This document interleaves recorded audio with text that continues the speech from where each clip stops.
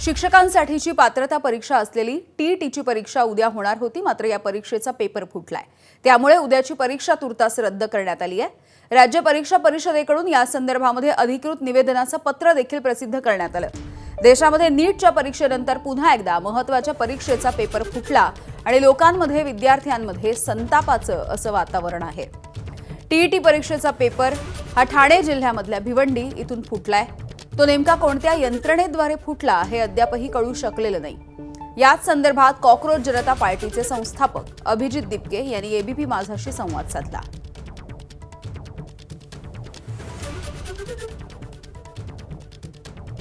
Paper लीकच्या निमित्ताने सुरू झालेली कॉकरोच जनता पार्टी ही जनचळवळ आणि आता हे आंदोलन रोज दिल्लीतील जंतर मंतर येथे सुरू आहे आणि हे सुरू करणारे अभिजित दिपके आपल्या सोबत आहेत। आज महाराष्ट्रामध्ये टीईटीच्या पेपर फुटी संदर्भात एक प्रकरण समोर आलंय। तुमचं काय म्हणणं आहे, कसं पाहता तुम्ही याकडे? कारण पेपर फुटी हा तुमच्या संपूर्ण आंदोलनातला एक महत्त्वाचा मुद्दा होता। मला असं वाटतं की आता हे सिद्ध झालेले आहे की भाजपचं सरकार केंद्रात असो किंवा राज्यात असो, कुठलाही पेपर फुटल्याशिवाय किंवा रद्द केल्याशिवाय घेऊ शकत नाही। ही एक गोष्ट सिद्ध झालेली आहे। हे लोक प्रत्येक वेळी म्हणतात डबल इंजिनचं सरकार। हे डबल इंजिन डबल लीक आहे। केंद्रात यांचा नीट लीक होतो आणि राज्यात यांचा टीईटी लीक होतो। तर ही गोष्ट तर सिद्ध झालेली आहे की भाजपचं सरकार कुठलाही पेपर फुटल्याशिवाय घेऊ शकत नाही किंवा रद्द केल्याशिवाय घेऊ नाही शकत। कारण की यांचा जो फोकसच नाही। यांचा फोकस कुठे आहे? यांचा फोकस आहे आमदार तोडण्यात, यांचा फोकस आहे खासदार तोडण्यात, यांचा फोकस आहे की आमदार आणि खासदारांना गुवाहाटीच्या रिसॉर्टमध्ये कसं सुरक्षित ठेवता येईल, कसं सिक्युअर ठेवता येईल। पण यांच्याकडून पेपर सिक्युअर नाही ठेवले जाऊ शकत। आमदारांना तोडायचं म्हणलं, खासदार तोडायचं म्हणलं की यांचे सिक्रेट ऑपरेशन खूप चांगले होतात, पण एखादी परीक्षेचा पेपर कसा सिक्रेटली ठेवता येईल हे यांना जमत नाही। याला आता याच अनुषंगाने आता पोलिसांची पत्रकार परिषद झाली। त्यांनी जी माहिती दिली त्यानुसार आम्ही हा पेपर फोडणाऱ्यांना किंवा यामध्ये गफलत करू इच्छिणाऱ्यांना पकडलं, स्वतःहून सापळा लावून ही कारवाई केली। पोलिसांनी म्हटलं की काही आरोपी बाहेरून आलेले होते। तर या सगळ्याकडे तुम्ही कसं पाहता की हे पोलीस यंत्रणांचं यश नाहीये का की ते पेपर फुटी रोखण्यासाठी प्रयत्न करतायत, महाराष्ट्राचे पोलीस विशेषतः? मग पेपर रद्द का केलं जर फुटला नाही तर? ही तर तीच गोष्ट झाली की खून झाला आणि पोलीस म्हणतायत की खून झाला, ठीक आहे, पण आमच्यासाठी तुम्ही टाळ्या वाजवा, कारण की आम्ही त्या खुनीला पकडलं। खून झाला नाही पाहिजे पहिली गोष्ट, तर पेपर फुटलाच नव्हता पाहिजे ना। आता पेपर फुटल्यानंतर कारवाई करणं ही तुमची ड्युटी आहे। त्याच्यात आम्ही काय करू शकतो? ड्युटीज करताय तुम्ही, ती तुमची ड्युटी आणि तुम्ही पकडलं तर ठीक आहे, पण पेपर फुटला कसं काय आणि का?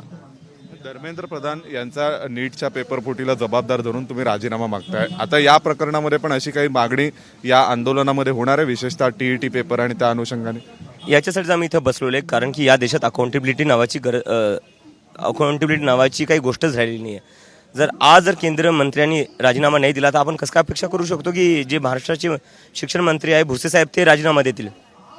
त्यासाठी हा मेसेज जाणं खूप गरजेचं आहे की यानंतर जर कुठलाही पेपर फुटला किंवा एका जरी स्टुडंटनी आत्महत्या केली तर यांच्या खुर्च्या गेल्या पाहिजे।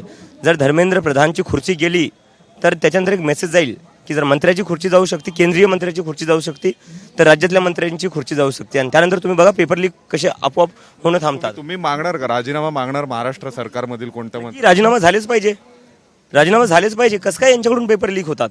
यांच्याकडून दुसऱ्या गोष्टी लीक नाही होत। त्यांच्या स्वतःचे जे आमदार खासदार आहेत हे बरोबर यांच्याकडून सिक्युअर राहतात। इलेक्ट्रोल बॉन्ड यांची लीक नाही होत। सुप्रीम कोर्टमध्ये मागत राहिले लोक इलेक्ट्रोल बॉन्डची माहिती द्या, तिथं काहीच लीक होत नाही, पण पेपर म्हणले की यांचे लीक होत जातात। म्हणजे महाराष्ट्र सरकारच्या पण मंत्र्यांचा राजीनामा अपेक्षित आहे तुम्हाला? मागू आम्ही, त्याचाही मागू। एक शेवटचा प्रश्न, धर्मेंद्र प्रधान यांचं कदाचित खातं बदललं जाईल, आता कॅबिनेट रिशफल होणार आहे, कदाचित त्यांचं मंत्रिपद काढून घेतलं जाईल अशी शक्यता निर्माण झाली आहे। तुम्ही कसं पाहणार याकडे? आणि याचं श्रेय निश्चितच यावरही प्रश्न उपस्थित होईल की श्रेय कोणाचं आहे? काँग्रेसचं आहे, विरोधी पक्षांचं आहे की CJP आणि या आंदोलनाचं आहे? श्रेय कोणाची असू द्या, जिम्मेदारी त्यांची होती। पेपर लीक नाही झाला पाहिजे, जिम्मेदारी त्यांची होती। मुलांनी आत्महत्या नव्हती केली पाहिजे, ती जिम्मेदारी घेऊन त्यांनी आधी राजीनामा द्यावा। त्यानंतर श्रेय कोणाचंही असो, काँग्रेसचं असू द्या, दुसऱ्या कोणत्या पक्षाला श्रेय घ्यायचं आहे घेऊ द्या, माझं त्याच्यावर काहीच म्हणणं नाही आहे।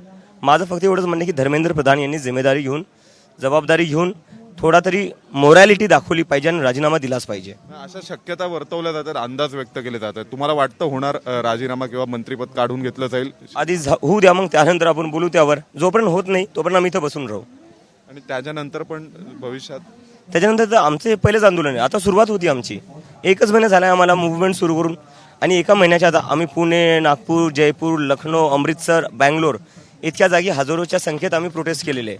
आणि त्यानंतर आता जंतर मंतरवर आम्ही मागच्या 8 दिवसापासून बसलेलो आहे. तर मला नाही वाटत एका महिन्याच्या आत दुसरं कोणी इतक्या मोठ्या लेवलवर इतक्या लवकर ही मूव्हमेंट अशा प्रकारे मूव्हमेंट चालवली असेल. पण हे पण यामुळे शक्य झालं कारण की तरुणांमध्ये राग भरपूर या सरकारच्या विरोधात. तुम्हाला आशा आहे होईल राजीनामा धर्मेंद्र प्रधानांचा? मला आशा आणि मला वाटतं देशाच्या डेमोक्रेसीसाठी देशासाठी खूप गरजेचं आहे. जर या देशात अकाउंटेबिलिटीज नसेल, जर या देशात कोणी मंत्री जिम्मेदारी घेणारच नसेल कोणत्या गोष्टीची, तर मग इलेक्शनचा काय अर्थ आहे? मग यांना वोट करण्याचा काय अर्थ आहे?